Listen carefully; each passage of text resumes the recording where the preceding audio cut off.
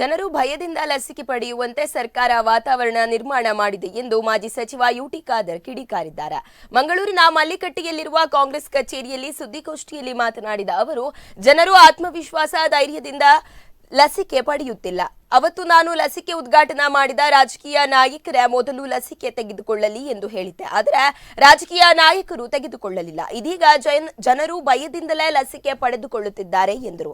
ಲಸಿಕೆ ತಯಾರಿಸಿದ ಕಂಪನಿಯ ಒಡೆಯನೇ ದೇಶ ಬಿಟ್ಟು ಹೋಗಿದ್ದಾರೆ. ಅಂದರೆ ನಮ್ಮ ದೇಶದಲ್ಲಿ ಏನು ಆಗುತ್ತಿದೆ ಎಂದು ಪ್ರಶ್ನಿಸಿದರು. ಲಸಿಕೆಗಾಗಿ ಜನರು ಬೆಳಗ್ಗೆ ಬಂದು ಜಗಳ ಮಾಡಲು ಯಾರು ಕಾರಣ ಎಂದು ಪ್ರಶ್ನಿಸಿದ ಅವರು, ಸರ್ಕಾರಕ್ಕೆ ಸ್ಪಷ್ಟ ತೀರ್ಮಾನ ಇಲ್ಲ. ರಾಹುಲ್ ಗಾಂಧಿಯವರು ಅವತ್ತು ಕೊಟ್ಟ ಸಲಹೆಯನ್ನು ನೀವು ಸ್ವೀಕರಿಸಿದ್ದೀರಾ?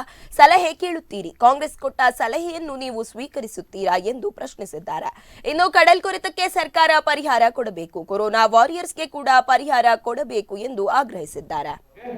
ಮಾಡಬೇಡಿ. ಈಗ ಬಿಜೆಪಿ ಅಧಿಕಾರದಲ್ಲಿ ಜನರ ಆತ್ಮವಿಶ್ವಾಸ ಮತ್ತು ಧೈರ್ಯದಿಂದ ಬಂದು ವ್ಯಾಕ್ಸಿನೇಷನ್ ಅಲ್ಲ, ಎಲ್ಲ ಭಯದಿಂದ ಏನು ಆಗ್ತದೆ ಅಂತೇಳಿ ಬಂದು ತೆಕ್ಕೊಳ್ಳುವಂತ ಪರಿಸ್ಥಿತಿಯನ್ನು ನಿರ್ಮಾಣ ಮಾಡಿದ್ದಾರೆ. ಯಾಕೆಂತೇಳಿ ಫಸ್ಟ್ ಲಸಿಕೆ ಬಂದಾಗ ನಾನು ಬಹಳ ಸ್ಪಷ್ಟವಾಗಿ ಟ್ವೀಟ್ ಮಾಡಿದ್ದೆ, ನೀವು ಪ್ರಥಮವಾಗಿ ಮಾಡುವಾಗ ನೀವು ಡಿ ಗ್ರೂಪ್ ನೌಕರಿ ಕೊಡೋ ಬದಲು ಯಾರೇನು ಉದ್ಘಾಟನೆ ಮಾಡ್ತೀರಿ MLAಗಳು ಮಂತ್ರಿಗಳು ನೀವು ಫಸ್ಟ್ ತಗೊಳ್ಳಿ, ಅದರ ಮೇಲೆ ಧೈರ್ಯ ಕೊಡಿ ಅಂತೇಳಿ ನಾನು ಫಸ್ಟ್ ಟ್ವೀಟ್ ಕೊಟ್ಟಿದ್ದೆ. ಉದ್ಘಾಟನೆ ಮಾಡಿ ಬೇರೆಲ್ಲ ಕಾರ್ಯ ಉದ್ಘಾಟನೆ ಮಾಡುವ ಇವರೇ. ಇದೇ ಸಂದರ್ಭದಲ್ಲಿ ಮಾಜಿ ಸಚಿವ ಬಿ ರಮಾನಾಥ್ ರೈ ಕೂಡ ಮಾತನಾಡಿದ್ದು, ರಾಜ್ಯದಲ್ಲಿ ಕೊರೋನಾ ಉಲ್ಬಣಗೊಳ್ಳುತ್ತಿದೆ. ಇದೊಂದು ರಾಷ್ಟ್ರೀಯ ವಿಪತ್ತು. ಇದನ್ನು ನಿರ್ವಹಿಸಲು ಕೇಂದ್ರ ಸರ್ಕಾರ ವಿಫಲವಾಗಿದೆ ಎಂದರು. ರಾಜ್ಯ ಸರ್ಕಾರ ಕೂಡ ಪರಿಹಾರ ಪಡೆದುಕೊಳ್ಳುವಲ್ಲಿ ವಿಫಲವಾಗಿದೆ ಎಂದಿದ್ದಾರೆ. ಇಲ್ಲೊಬ್ಬರು ಲೋಕಸಭಾ ಸದಸ್ಯರಿದ್ದಾರೆ, ಬಾಲಿಶವಾಗಿ ಹೇಳಿಕೆ ನೀಡುತ್ತಿದ್ದಾರೆ. ಲಸಿಕೆಯನ್ನು ಜನರಿಗೆ ಕೊಡುವಂತದ್ದು ಅಧಿಕಾರದಲ್ಲಿರುವವರ ಕೆಲಸ. 2ನೇ ಡೋಸ್ ಯಾವಾಗ ಕೊಡಬೇಕು ಅಂತ ಸಿಎಂಗೆ ಗೊತ್ತಿಲ್ಲ. ಆಕ್ಸಿಜನ್ ICU ಚಿಕಿತ್ಸೆ ಇಲ್ಲದು ಜನರು ಸಾಯುತ್ತಿದ್ದಾರೆ.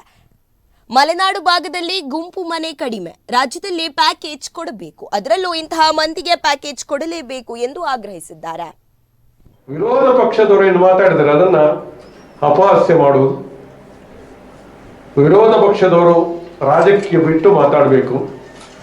ಇವರೇ ವಿರೋಧ ಪಕ್ಷದವರು ರಾಜ್ಯದಲ್ಲಿ, ಬಿಜೆಪಿ ವಿರೋಧ ಪಕ್ಷ ರಾಜ್ಯದಲ್ಲಿ ಇವರು ಮಾತಾಡ್ತಾರೆ. ಕೆಲವು ಸಾರಿ ಸಮಸ್ಯೆಗಳು ಬಂದಾಗ